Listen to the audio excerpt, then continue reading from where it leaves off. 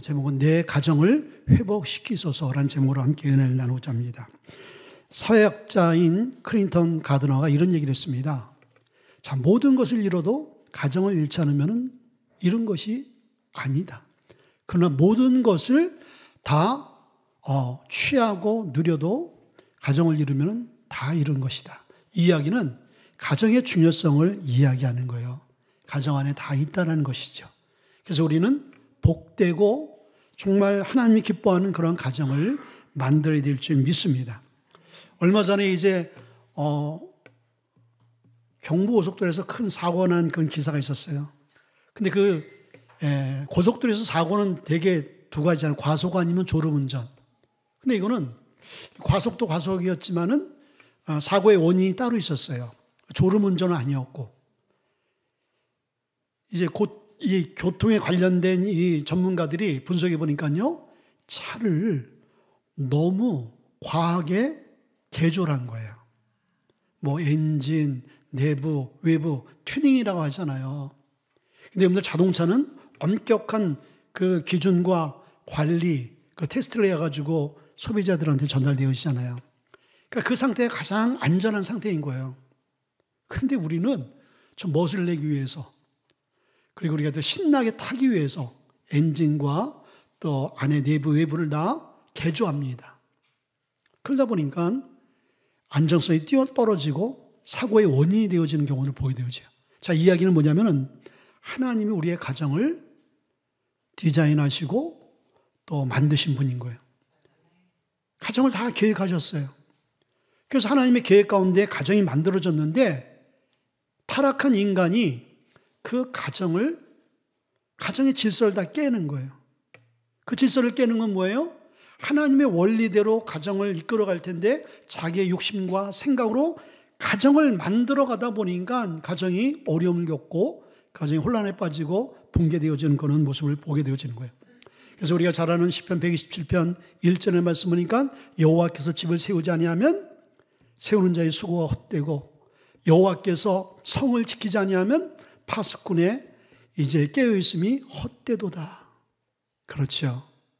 하나님이 가정을 세워주셔야 되는 거예요. 하나님께서 우리의 삶을 어떤 재난과 환난과 고난 가운데 하나님 지켜 보호해야 될 줄 믿습니다. 아멘. 오늘 그렇게 복되고 성경에 기억될 만한 가정을 일궈낸 사람이 있어요. 근데 그 사람이 놀랍게도 하나님을 잘 믿는 선민, 이스라엘 민족이 아니라 로마 사람이었어요. 이방인이었다라는 것이죠. 근데 그 사람은 성경에 보니까 가이사랴 지역의 백부장이라고 했어요.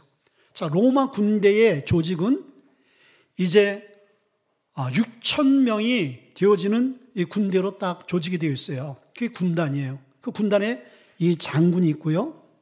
그리고 그 밑에 6천 명의 군대를 1,000명으로 이렇게 분할을 시켜요. 1,000명의 군대를 거느리고 있는 사람이 천부장. 그 1,000명의 군대에서 또 100명의 군대로 10개의 부대로 나눕니다. 그 10개의 부대 중에 한 사람이 백부장인 거예요. 백부장은 100명의 부하를 거느린 사람이거든요. 로마 지역의 장군으로서 이제 이 이스라엘에 주둔하고 있는 그런 점령군인 거예요. 근데 이 사람이 하나님을 믿게 되어졌고, 그리고 성경에 보니까 이방인 최초로 구원을 받고 세례를 받고 그리고 영적인 은혜를 경험한 사람으로 나와 있죠. 자, 오늘 고넬료의 가정이 저와 여러분의 가정 될 수 있길 주님을 축원드립니다. 자, 고넬료가 얼마나 모범적이고 그리고 복된 가정이었는지 성경은 이 고넬료에 대해서 조명을 하고 있는 거예요. 자, 고넬료 가정은 어떤 가정인가? 첫째는 가정의 회복되어진 가정이에요. 그러니까 우리는 이 가정의 경건이 회복되어져야 된다는 거예요. 자, 2절에 보니까 그가 경건하여 온 집과 더불어 하나님을 경외하며 라고 말씀이고 있어요. 먼저 보니까 온 집 안과 더불어라고 말씀이고 있어요. 이 이야기는 고넬료의 영향력 밑에 있는 모든 가족 식구들을 얘기하는 거예요. 존까지. 그러니까 한 사람의 경건함이 결국은 그 경건함의 영향력이 가족과 주위에 영향을 미치더라 이거예요. 오늘 고넬료 한 사람이 깨어 있었어요. 고넬료 한 사람이 경건의 삶을 살아냈어요. 그때 온 집안이 경건한 가정이 되어지네. 그 집안에 왔던 종도 또 이 고넬료 밑에 있던 참모진도 전도 안 했겠어요? 그 사람도 복음 믿고 경건한 자가 되었겠지. 오늘 성경은 그렇게 이야기하고 있는 거예요. 근데 여기서 경건이란 이 단어의 원래 헬라어의 의미는 예배하다. 그러니까 경건은 예배하는 것을 이야기하는 거예요. 예배자를 의미하는 거예요. 자, 예수 믿지 않는 사람들한테 경건하다 그 말은 어울리지 않는 것이죠. 예수 믿는 사람들한테 경건이란 말이 필요하고 또 사용되어지는 거예요. 이 경건이라는 것은 하나님께 예배하는 그러한 내용이기 때문인 거예요. 자, 예배자. 먼저 고넬료는 예배자가 되었다는 거예요. 여러분의 가정이 행복하고 복되고 하나님께서 만드신 가정의 그러한 원형을 회복하기 위해서는 첫째 우리가 어디에 힘을 써야 되냐? 무엇이 회복되어져야 되냐면요, 하나님 앞에 예배하는 예배가 회복되어져야 되는 거예요. 근데 예배가 회복되어지지 않으면 가정도 내 삶도 회복되어지기 어렵지요. 근데 우리는 그 예배를 등한시할 때가 있어요. 예배의 중요성을 모르는 거예요. 그냥 예배하면 이렇게 우리가 함께 와서 그냥 어떤 형식에 따라서 찬양하고 기도하고 예물 드리고 말씀 듣고 이제 끝나는 줄 알아요. 아닌 거예요. 하나님이 인간을 창조하신 궁극적인 목적은 하나님이 예배를 받으시기 위해서. 성도의 궁극적인 목적은 평생 우리가 예수 믿는 그날서부터 죽는 날까지 하나님을 예배하는 삶이 되는 거예요. 우리가 이제 말레이시아, 필리핀 1차, 2차 또 우리가 터키에 또 멕시코를 선교를 갑니다. 선교가 뭡니까? 선교는요, 예배가 드려지지 않는 곳에, 예배가 없는 곳에 하나님께 예배하도록 만드는 것이 선교인 거예요. 왜? 하나님은 모든 열방이 다 하나님을 예배하기를 원하기 때문에. 그래서 예배할 줄 모르고 예배라는 것을 모르는 그들에게 찾아가서 하나님을 예배하도록 함께 돕고 하나님 앞에 예배하는 삶을 우리가 살아가는 거예요. 근데 이 고넬료는 그러한 예배적 삶을 산 거예요. 자, 이 예배적 삶, 경건의 삶이라는 것은 결국은 믿음의 삶을 의미하잖아요. 우리가 하나님께 예배하는 것은 이렇게 주일날, 수요, 금요 또 우리가 기도에만 예배하는 것이 아니라 우리의 삶이 다 예배가 되어야 되는 거예요. 그래서 우리는 썬데이 크리스찬이 되는 것이 아니라 에브리데이 크리스찬이 되는 거예요. 매일매일 삶 가운데 우리가 예배적 삶을 살아가야 되는 거예요. 그 예배적 삶, 그것이 믿음의 삶이라는 거예요. 그러니까 우리가 말로만 예수 믿는 것이 아니라 주일날만 예수 믿는 사람으로 남는 것이 아니라 우리의 남은 시간들, 월요일서부터 우리가 토요일까지 모든 삶이 다 그리스도인으로서의 삶을 살아가야 될 줄 믿습니다. 아멘. 자, 그러한 우리의 삶으로 나타내는 그런 삶인 거예요. 그런데 이 경건의 삶을 위해서 우리는 뭐가 필요하냐면요, 훈련이 필요한 거예요. 디모데후서 4장 7절의 말씀 보니까 오직 너희는 경건에 이르기를 연습하라, 훈련하라. 오직이라 그랬어요. 경건은 우리가 훈련과 연습을 통해서 되어지는 거예요. 예배적 삶도요, 참 힘들어요. 과거에 우리 새벽 기도, 여러분들 그거 참 힘듭니다. 그리고 우리가 저녁 기도에, 그리고 드리지 않던 예배를 우리가 드린다. 그리고 예배에 또 집중하는 것, 이게 어려운 거거든요. 근데 이것을 자꾸 반복함으로 말미암아 주님께 초점을 맞추면서 우리가 부단한 우리가 결단과 훈련과 또 우리의 삶이 드려지게 되어질 때 그때 온전한 경건한 삶으로 이어져 나가는 거예요. 그게 공짜가 없는 거예요. 공짜가. 그래서 우리가 시간을 드릴 때 우리 안에 뭐가 생기는 거예요? 믿음이 생기는 거예요. 아멘. 자꾸 말씀을 들어야 믿음이 생기잖아요. 그렇죠. 듣기 위해서는 시간을 투자해야 되는 거죠. 우리의 발걸음을 옮겨야 되는 거예요. 자, 그런데 이 경건의 삶이 딱 이어지면요, 뭐로 이제 나타나냐면요, 하나님을 경외하게 되어지는 거예요. 오늘 본문의 말씀 보니까 하나님을 경외하며라고 말씀이 있어요. 자, 여기서 경외란 말은 무슨 말일까요? 경외라는 것은 하나님을 두려워하는 마음으로 공경하는 것을 의미하는 거예요. 근데 여기서 두려운 마음으로 하나님을 공경한다라는 그 의미는 언뜻 우리가 이렇게 생각할 수 있죠. 우리가 범죄하고 하나님의 말씀을 살지 않게 되어지면 하나님이 징계하고 하나님이 우리를 막 채찍질하고 고난을 주고 그 심판하고 우린 이렇게 생각하는데 이래서 우리가 경외하는 것이 아닌 거예요. 이거는 강제적 경외인 거예요. 이건 자발적 경외가 아닌 거예요. 하나님이 원하는 것은 그렇게 엎드려서 절받기가 아니라 엎드려서 절받기예요? 하나님 우리의 마음속에 자원하는 마음, 우리의 마음 스스로가 하나님을 두렵고 하나님을 공경하는 마음을 갖길 원해요. 자, 그런 마음은 어떤 마음이냐면 이거예요. 제가 예수 믿기 전에는 여러분 그렇게 안 생겼지만 입이 참 거칠었습니다. 그래서 참 듣기 은혜스럽지 못했어요. 왜? 막 그냥 이게 안 좋은 막 육두문자가 그냥 일상생활이었어요. 근데 예수 믿고 나니까 이게 잘못되어진 거구나. 언어에 순환이 있어야 되겠다. 하나님께 부단히 노력하면서 기도했어요. 그래서 여러분들 경고는 연습이라고 그랬잖아요. 한번 내가 뱉은 말 실수했으면 바로 그때 회개하고 하나님 제 입술을 만져주시고 변화시켜 주세요. 이런 언어들이 나오지 않게 해주세요. 또 실수해, 또 기도하고, 또 실수해, 또 기도하고 이렇게 부단히 노력하다 보니까요 3개월쯤 되니까요 욕을 까먹었어요. 제가 그 욕을 까먹게 되어진 게 싸움을 했는데 욕이 생각이 안 나는 거예요. 그 된통 욕을 내가 얻어먹고 와서 집에서 그날 잠을 못 잤어요. 제가 하도 분해가지고 내가 왜 그때 받아치지 못했을까? 그때 이렇게 좋은 말이 있었는데 욕을 저 친구를 받아쳤으면 저 친구가 꼼짝달싹 못하고 아주 그냥 그럴 텐데 욕을 까먹은 거예요. 그러니까 연습을 통해서 이루어지는 거예요. 자, 여러분 경애라는 것은 제가 이렇게 입술이 거라고 입술이 언어가 좋지 않았는데 저하고 가장 친한 친구가 있었어요. 어릴 때부터 태권도를 같이 한 친구였는데 자, 그 친구 외에 그 친구를 제외한 모든 친구에게는 제가 죄송하지만은 말을 막 했어요. 그게 일상 용어였습니다. 근데 이 친구만큼은 욕이 안 나오는 거예요. 욕을 할 수가 없는 거예요. 왜 할 수가 없어요? 제가 너무나 좋아하는 친구니까. 너무나 아끼는 친구니까. 욕을 할 수가 없더라고요. 욕을 할 수 없는 마음의 배경은 뭐예요? 내가 그 친구를 존중해 주고 싶은 거예요. 그 친구를 사랑하니까 그 친구에 대한 인격에 대한 그런 모독적인 언어를 발산할 수가 없는 거예요.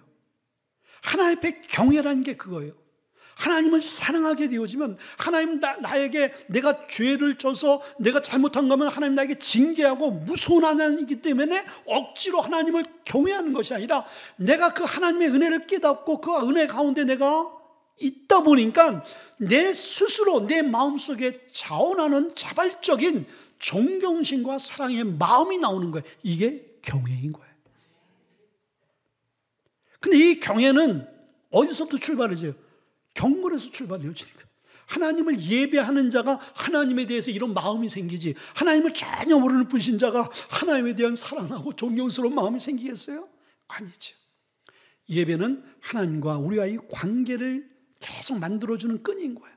그분과 나와의 좋은 관계가 이루어지게 되어지면 그분을 신뢰하게 되어지고 그분을 사랑하게 되어지고 그분을 존중하게 되어지는 거예요.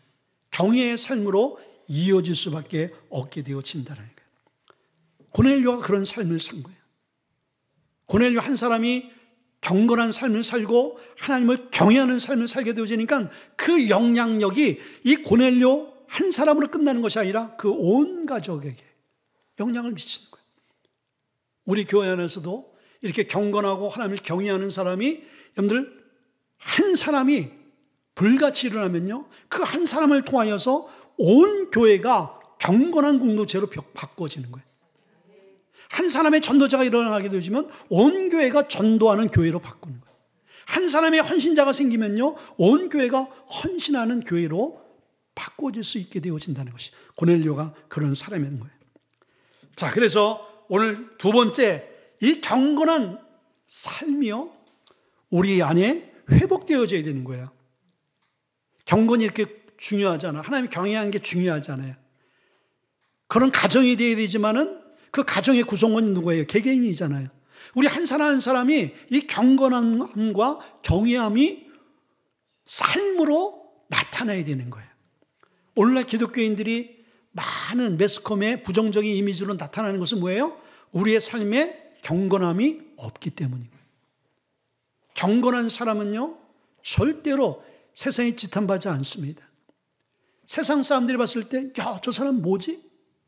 저 사람 어떻게 저렇게 살아가지? 나도 저렇게 되고 싶다.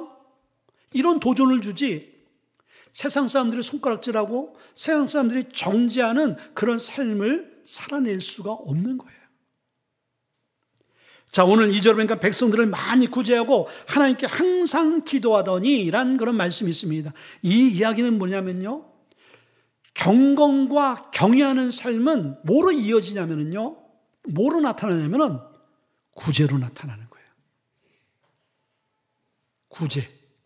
왜 뜬금없이 경건과 경외와 구제가 왜 무슨 상관이 있어?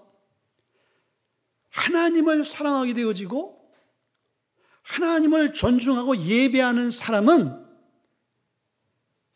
우리의 삶의 경건한 삶이라고 하는데, 그 경건한 삶은 구제로 나타날 수밖에 없는 거예요. 자, 그것을 우리가 알기 위해서 마태복음 22장 37절에 뭐라고 말씀이죠? 하나님께서 우리에게 계명을 줬어요.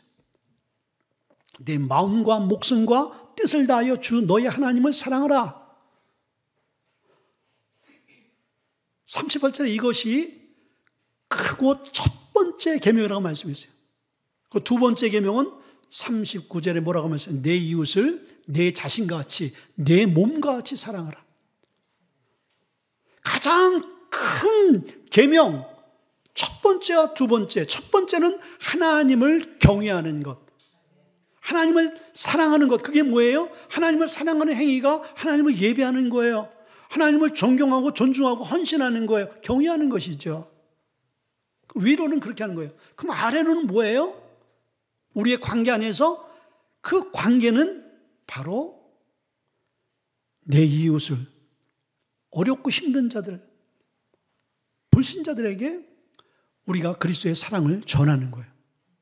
우리의 것을 나누는 거예요. 이게 여러분들 경건한 삶인 거예요. 내가 경건하다 그래서 뭐 그냥 수도원에 가서, 기도원에 가서, 산에 가서 뭐 기도만 그냥 하고 주여, 이게 경건이 아니라, 경건은 열매로 나타나고 삶으로 나타나야 된다는 거예요.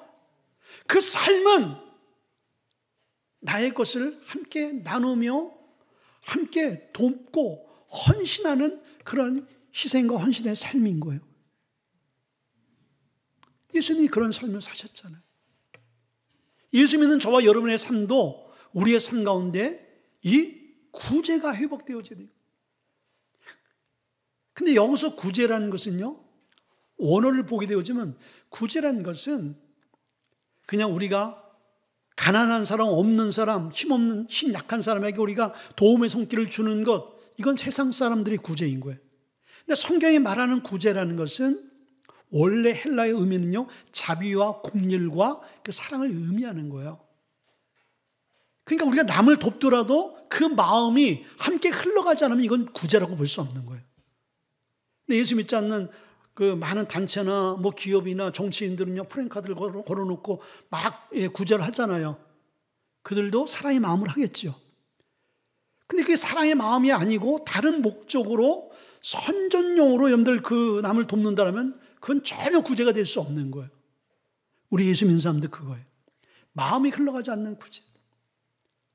자, 예수님께서 두 사람이 연보하는 모습을 보면서 말씀하셨죠. 하는 바리새인들이 막 기름을 바르고 의복도 멋지게 하고, 그래서 사람들한테 공포를 해요. 나는 너희들과 달라, 나는 금식을 정기적으로 하고, 나는 가난한 사람들을 위해서 이렇게 많은 돈을 기부한다. 나 괜찮은 사람이지. 예수님이 그 많은 돈을 기부하는 사람을 인정하지 않았어요. 그러나 두렙돈, 홀로 된 여인이, 두렙돈은 돈 단위에서 가장 적은 단위거든요. 근데 그것을 부끄럽게 헌금할 때 그 여인의 헌금, 그 헌금이 어디로 가겠어요? 구제로 흘러가잖아요. 그 구제 헌금을 주님이 받으셨어요. 구제라는 것은 바로 저렇게 하는 거다. 자, 여러분들, 그래서 우리 교회 안에 모든 성교건 헌금이건 모든 의미는 여러분들 돈의 숫자의 의미가 있는 게 아니에요. 헌금해라, 헌금해라. 이거는요, 마음을 드리라는 거예요. 여러분들이 1,000만 원 하고 여러분들이 1억 원 할지라도 여러분들이 교만한 마음으로 하고, 아유, 내가 우리 교회 나 아니면 이거 드릴 사람이 있겠어? 하고 드린다면요, 그 예물은요, 10원의 가치도 없는 거예요. 그러나 여러분 마음속에 적은 돈이라도 중심을 다해서 드리는 돈이 되어진다면 하나님이 그것을 너무나 기뻐 받으시고 하나님 그거로 만족하는 거예요. 여러분들, 여러분 자녀들이 여러분 생일날이나 여러분 뭐 잔치 날 때 여러분 뭐 자식이나 아니면 손자 뭐 이런 아이들이 아주 그냥 쌈짓돈 뭐 몇백 원, 몇천 원 갖고 뭘 사가지고 왔어. 그러면 이놈, 야, 너 할아버지 할머니를 무시하는 거니? 하면서 여러분들 그걸 패하겠어요? 아니면 야, 너 어떻게 이 생각을 했니? 참 기특해요, 얄미워요. 그걸 갖다 서운하게 생각하면 제정신이 아닌 사람이야, 그 사람은. 감격해야죠, 그렇죠? 하나님이 그런 분이라는 거예요. 하나님 모든 걸 다 갖고 계신 분인 거예요. 우리가 가난하지 하나님이 가난한 분이 아니세요, 여러분들. 하나님 모든 거 다 있어요. 하나님 우리의 중심을 보시길 원하는 거예요.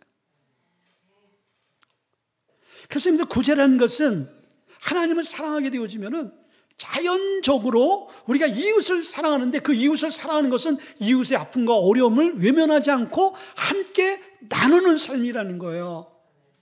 그럴 때 하나님께서 그런 삶을 기뻐하고 하나님 그런 삶을 축복한다는 거예요. 근데 이 고넬료는요, 그냥 어떤 행사 때만 한 게 아니라 이 사람은 백성을 많이 구제했다고 그랬어요. 근데 이게 놀라운 것은 이 사람은 백부장이잖아요. 로마 군대 고위 장교예요. 그럼 그 당시 식민지 사람들은 힘없고 못 배우고 가난하고 수준 낮은 나라의 백성들이다 말이죠. 그럼 이 사람이 구제할 이유가 없는 거예요. 도리어 그 사람들 걸 뺏어야지. 그렇죠? 그리고 하나님을 이 사람이 경외할 이유가, 경외를 받아야지. 힘들고 어려운 그 사람들한테 경외를 받고 그 사람들 걸 가르쳐야 될 텐데, 이 사람은 하나님을 알게 되어지니까, 하나님에 대한 마음이 있게 되어지니까 자기가 빼앗아야 될 사람이 자기 것을 도리어 나누는 자가 되어지는 거예요. 예수 믿는 삶의 변화가 이거예요. 그전에는 남을 아프게 하고 힘들게 하고 남을 속여서 내 이득만 취했지만은 예수 믿고 나니까 내가 손해보고 내가 사기당해주고 알면서도 속아주고 이런 삶을 살아내는 거예요. 백부장이 그러한 삶을 살아낸 거예요. 자, 여러분들, 나라나 또 나라에 큰 일이 생길 때 나라 전체가 어떤 그런 성금을 모금할 때가 있잖아요. 근데 통계적으로 나온 거예요. 어디에서 여러분들 통계적으로 돈이 많이 나오냐면요, 못 살고 좀 이게 좀 경제력이 떨어지는 구에서 많이 나온다는 거예요. 특별히 이 강북구. 근데 이 강남 쪽은요, 많이 할 것 같죠. 근데 부자들이 몰려 있으니까. 있는 사람들이 더 무섭다는 이야기가 거기 있는 거예요. 어렵고 힘든 사람보다 더 안 한다는 거예요. 왜 그렇습니까? 사랑의 마음이 없고 욕심에 꽉 잡혀 있으니까 나눌 수가 없는 거예요. 이게 없어서 못 나누는 것이 아니라 사랑이 없기 때문에 나눌 수 없는 거지요. 불행한 것이죠. 이건 그리스도인의 삶이 아닌 거예요. 고넬료는 나눌 수 없는 사람이었단 말이죠. 그런 신분과 위치에 있던 사람이에요. 근데 하나님을 알게 되어지고 하나님을 사랑하게 되어지니까 자기 것을 나누는 자가 되어졌잖아요. 예수 믿는 저와 여러분들은 움켜쥐면 안 되는 거예요. 움켜쥐면 언젠간 썩게 되어지는 것이죠. 우리는 나누고 베풀고 함께 여러분들 우리가 헌신하는 삶이 되어야 되는 거예요. 성경에 보면 두 부자가 이야기가 나오지요. 마태복음 19장과 누가복음 19장인 거예요. 마태복음 19장에 누가 나오냐면요, 부자 청년이 나와요. 아주 요즘 이야기하면 벤처기업 젊은이인데 페라리를 끌고 다니는 청년인 거예요. 예수님께 나와서 내가 다 가졌는데 어떻게 하면 내가 영생을 얻을 수 있겠습니까? 그랬더니 예수님께서 뭐라 그래요? 너의 가진 것을 가난한 자에게 나누고 너는 나를 따라. 그랬더니 그 사람이 뭐라 그랬어요? 돌아서면서 자기의 재물 많은 것을 인하여 근심하며 돌아가니라. 아니, 재물과 영생을 바꿀 수 있어요, 없어요? 어리석은 자지요. 그래서 어리석은 부자인 거예요. 여러분들, 도리어 많은 것이, 도리어 부한 것이 불행한 거예요. 근데 누가복음 19장에 보면 삭개오가 나오죠. 똑같은 부자였어요. 수전도 했어요. 이 삭개오는 더한 사람이었어요. 이 부자 청년은 경건하게 살았어요. 뭐 남들을 아프게 하거나 토색하거나 불의한 돈을 한 이야기는 없어요. 그리고 말씀대로 살려고 어릴 때서부터 그냥 열심히 기도하고 예배하고 살았대라는 거예요. 근데 그 사람의 한 가지 아킬레스건은 뭐예요? 돈이었지요. 재물. 이걸 내려놓지 못한 거예요. 근데 이 삭개오는 그 사람에 비하면 이 사람은 악랄한 사람이었어요. 아주 포악한 사람이었지. 진짜 사기꾼이었어요. 아주 그냥 사유적인 쓰레기였어요. 근데 그 사람이 하나님을 예배하는 자로 바꾸어지고 경건한 삶이 되어지고 하나님을 경외하는 삶이 되어지니까 어떻게 되었어요? 자기가 못되게 굴어서 돈 빼앗은 것 4배나 다 갚겠습니다 라는 사람으로 바꿔진 거야. 나누는 자가 되어진 거죠. 여러분 어떤 자가 되어질래요? 나눌 수 있길 주님을 축원드립니다. 미국에 아주 전설적인 부자가 있어요. 록펠러. 여러분들 뉴욕 맨하탄 가면요, 록펠러 재단, 록펠러 센터가 있어요. 제가 가봤기 때문에 이야기하겠죠. 우리 교회 모든 성도들도 다 록펠러 센터를 한번 가서 기도할 수 있길 바란다. 벽을 잡고 하나님 제2의 록펠러가 되게 하옵소서. 아멘한 사람만 될지어다. 저 집사람과 이제 캐나다를 가기 전에 그 뉴욕에 그 록펠러가 진 교회도 보고요. 웅장하게 잘 졌어요. 이 록펠러라는 사람은요, 석유 부자예요. 그 당시 석유 이권을 독점을 했어요. 어마어마한 이 부를 이뤘어요. 그 교회 담임 목사님께서 이 록펠러에게 많은 돈을 보십시오. 그리고 많이 구제하십시오.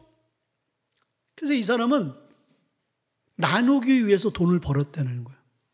우리는 쌓아놓기 위해서 벌잖아. 그렇죠? 쌓아놓기 위해서. 근데 이 사람은 나누기 위해서 한 푼에도 더 구제하고 더 기부하고 더 사회에 유익을 주기 위해서 그 돈을 벌어요. 그러니까 하나님이 성경대로 나눌 때 우리에게 더 후히 흔들어 넘치도록 안겨주시거든요. 그 말씀이 적용이 되어진 거예요. 그러니까 너무너무 감당할 수 없을 정도로 이제 막 돈이 들어오는 거예요. 목사님이 신방한 거예요. 제가 보니까 이제 우리 록펠러의 집사님 가정의 사업이 하나님이 눈사태같이 막 물질이 막 쏟아부어지는데 눈사태보다 빨리 기부하고 나눠야 됩니다. 그렇지 않으면 이 눈사태와 같은 이 물질에 깔려 죽게 될 것입니다. 자, 욕심이 잉태한 지 죄를 낳고 죄가 창성한 지 사망. 사람이 내 거 움켜쥐고 있다 보면요, 그 물질에 깔려 우리는 영혼이 죽고 우리의 삶이 피폐해지고 망하는 거예요. 여러분, 불행한 사람은요, 세계적으로 통계가 나왔지요. 행복한 나라가 어떤 나라일까? 스위스, 뉴질랜드, 호주, 그리고 유럽 같은 뭐 스위스, 덴마크, 스웨덴, 너무나 좋은 환경과 좋은 나라잖아요. 그런 나라 여러분들 행복지수가 높을 것 같죠. 알죠, 여러분들? 알면서 왜 얘기를 안 해요? 저소득 국가, 못 사는 국가, 열악한 환경. 자, 여러분들 우리가 이제 필리핀 선교 갈 텐데, 필리핀 선교 갔을 때, 우리가 이제 잔뜩 기대하지 마세요. 이번에 잔뜩 고생합니다. 이미 이제 티켓을 끊어놨으니까 이제 어쩔 수는 없어요, 여러분들. 이제 잠자리서부터 이제 막 시멘트 바닥에서 우리는 잘 것이고요. 이제 고생이 이제 여러분들, 근데 그 고생이요, 돈 주고 살 수 없는 거예요. 그리고 여러분들 그 필리핀 아이들이나 주민들은요, 저희들보다 못 살거든요. 1970년대, 80년대 그런 삶인 거예요. 더 낳고 다니는 데는요, 한 60년대 삶 같아요. 아이들 신발도 안 신고 다니고요. 그냥 다 벗고 다니고요. 코가 막 그냥 흘러내려가지고 먼지가 코에 묻어가지고 그냥 이게 안을 수가 없을 정도로 이게 인간인지 이게 원주민인지 그렇게 더러워요. 개들도요, 이 견들도, 우리나라 견들은요, 완전히 황궁, 이 왕자 같은 견들이요. 거기는요, 보면 삐쩍 말라가지고요, 피부병 걸려가지고, 이가 수백 마리가 바글바글해요. 짐승들도 못 살아. 그런데 필리핀 사람들은요, 그렇게 여유로워요. 그렇게 웃어요. 그렇게 만족해요. 남자들 보면 우통 다 벗고 그냥 길거리에서 그냥 캔사라세다 하는데 그렇게 행복해. 우리는 그들보다 더 많이 가졌잖아요. 많이 누리잖아요. 좋은 거 먹고 있잖아요. 근데 스트레스 엄청 받거든요. 좋은 거 먹는데 좋은 거 먹는 것 때문에 병들어 죽게 되죠. 그들은 좋은 거 못 먹어도 장수해요. 행복은 어디서 오는 거예요? 취하는 데서 오는 게 아니라 나눌 때 오는 거예요. 이 록펠러가요, 엄청난 부를 받았어요. 그래서 이 사람이 생전에 어마어마한 일을 했어요. 미국 전역에 2,000개의 여러분들 도서관을 세웠어요. 놀라지도 않아요. 종합대학 12개를 세우고 단과대학 12개를 세우고 그리고 미국 시카고 명문대학을 6조 들여서 세웠어요. 예. 지금 하는 X야. 그리고 교회를요, 그 한 사람이 4,928개를 졌어요. 이거 놀래드린 거예요. 교회를 4,928개.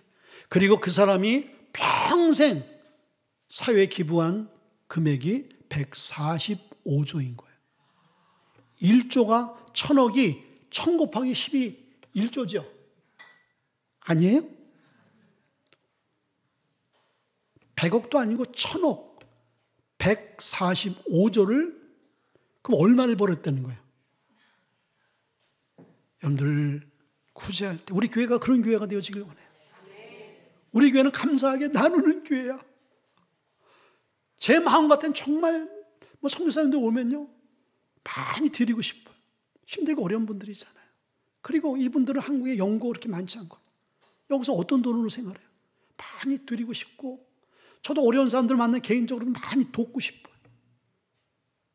우리 교회 성도님도 여러분들이 잘 복을 받아야 누굴 만나든지 여러분들이 베풀 수가 있고 나눌 수가 있고 섬길 수가 있잖아요. 우리 교회가 호박죽 하는데 저는 이 호박죽이 작은 것 같아도 의미를 두는 거예요. 하나님, 작은 것부터 시작을 해야 되거든요. 섬김은 우리가 그냥 말로만 필요 없는 거예요. 작은 것, 어떻게 보면은 그게 큰 게 아니지만은 그걸 함으로 말미암아 그것이 하나의 미랄이 되어져서 그것이 지경이 넓어지고요. 더 많고 큰 일을 할 수가 있는 거예요. 다음에 한다? 언제예요? 지금 해야 되는 거예요. 자, 마지막으로는요, 이 경건의 삶은요, 구제와 영성의 삶, 곧 기도의 삶으로 이어지는 거예요. 자, 오늘 본문의 말씀 보니까 뭐라고 말씀해요? 하나님께 항상 기도하니라고 말씀했어요. 항상 기도하니. 자, 그러니까 경건과 경외하는 삶은 구제와 기도의 삶, 영적인 하나님과의 교제의 삶이 여러분들 경건의 삶인 거예요. 자, 이 고넬료는요, 이방 사람이에요. 장교예요. 공무원이니까 얼마나 바쁜 사람이에요. 한가한 사람이 아니에요. 근데 유대인들은 하루에 3번을 기도한 거예요. 오전 9시, 12시, 오후 3시. 여기에 칼같이 맞춰서 늘 기도하고 항상 기도했다고 했어요. 문제만 생기면 기도하는 게 아닌 거예요. 자기 부하가 속색이고 탈령해서 이 문제 해결해 주세요. 내 진급에 문제가 있어요. 이런 기도가 아니라 항상 하나님께 기도하는 거예요. 그래서 여러분들 우리가 9시 기도회를 왜 해요? 항상 기도하는 삶을 살기 위해서 경건의 훈련이거든요. 항상 기도할 때 하나님이 언젠지 모르지만은 하나님이 그 기도 가운데 찾아오신다라는 거예요. 여러분들 기도를 포기하지 말아야 될 이유는 뭐냐면요, 베데스다 연못과 같이 천사가 언제 나와서 물을 동할지 몰라. 물을 흔들지 몰라. 그때는 아무도 몰라. 하나님이 우리의 기도의 응답을 기가 막히게 역사할 때가 언젠지 몰라. 하나님의 주권에 달려있거든요. 근데 그거는 항상 기도하는 사람이 누릴 수 있는 거예요. 잘 기도하다가 100번 기도하다가 101번째 기도 안 했는데 하나님 101번째 임재하셨네? 무슨 소용이 있어? 그러니까 항상 기도해야 되는 거예요. 자, 근데 이 109장의 기도는 정말 하나님이 경건과 경외하는 사람의 기도를 어떻게 받으시는가에 대해서 말씀해 주고 있어요. 자, 4절에 보니까 고넬료가 주목하여 보고 두려워 이르되 주여 무슨 일이니까? 천사가 이르되 내 기도와 구제가 하나님 앞에 성결되어 기억하신 바 되었으니 라고 말씀해 주고 있어요. 자, 이건 뭐예요? 상달되어지는 기도가 되어지는 거예요. 한마디로 응답되어지는 기도가 되어지는 거예요. 사람과의 관계도 잘 소통이 되는 사람이 관계가 회복되어지고 말이 계속 소통이 될 수 있잖아요. 근데 소통 안 되어진 사람하고는요, 말을 할 수가 없어요. 동문서답하니까. 하나님도 하나님 뜻 가운데 우리가 기도하지 않으면 하나님은요, 귀를 닫아버려요, 그냥. 아니, 너는 떠들어라. 넌 기도가 하는 게 아니라 너 하소연하는 거야, 그냥.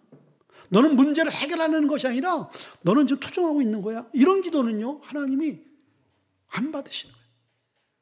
근데 하나님의 뜻이 무엇인지, 경건의 삶을 통해서, 경외의 삶을 통해서 관통하는 사람은 하나님의 마음을 아는 거예요.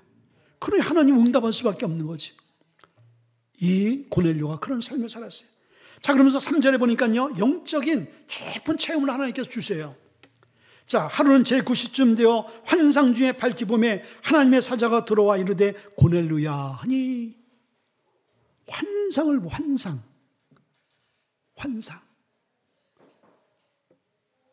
그러니까 환상하면 이거 우리하고 좀 안 맞는데. 여러분들, 기독교는 신비의 종교인 거예요. 창세기서부터 요한계시록까지 신비로 가득 찬 거예요. 신비를 부정하면은 하나님의 그 속성을 우리가 부인하는 거예요.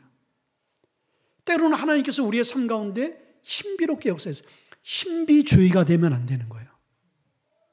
은사주의가 되면 안 되는 거예요. 은사에 빠지면 안 되지만 은사가 우리의 신앙의 활력소가 될 수 있어요.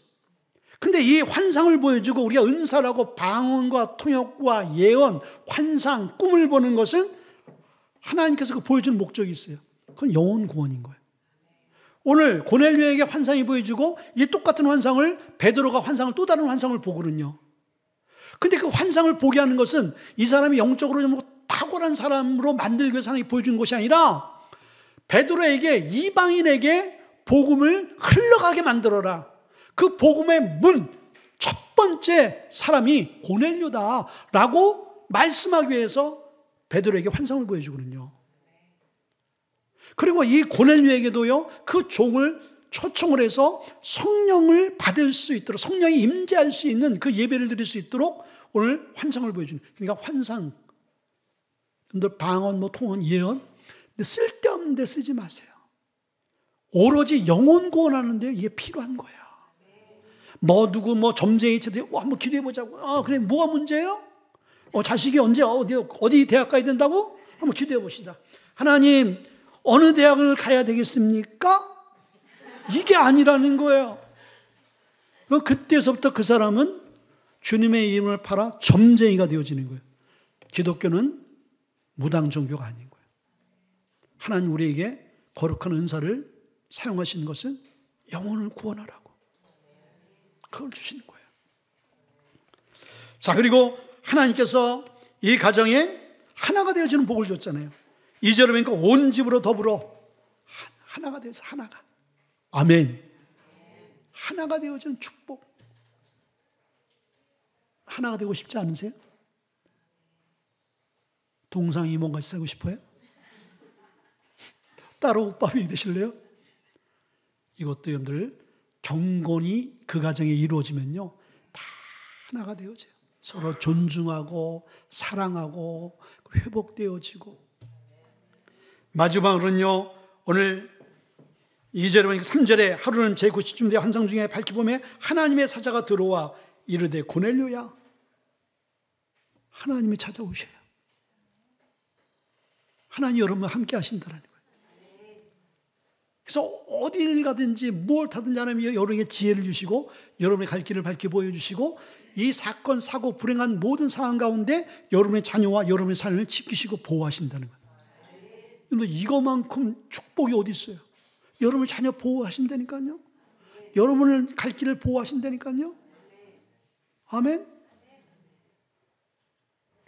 어느 선교사님이 선교지에 나와서 버스를 타고 이제 어느 지역을 가는데 버스에 사람들이 너무 많이 탄 거야. 좀 힘들어서 앉아가고 싶은데 앉았으면 이 사람은 졸아서 그냥 끝났을 텐데 너무 피곤하게 힘들어서 그냥 거기에 서서 흔들리는 차 타고 가는데 갑자기 이분이 뭐 선교사니까 뭐 그냥 잡으면 뭐 하겠어요? 딴 생각하겠어요? 그냥 기도하겠죠. 근데 하나님이 아들아 빨리 내려라. 이게 뭐지? 빨리 내려라. 너무 강력한 소리가 귀천을 때리니까 놀래가지고 기사 아저씨 빨리 여기 내려주세요. 그 차는 직행차인데 웬만하면 안 내려준단 말이에요.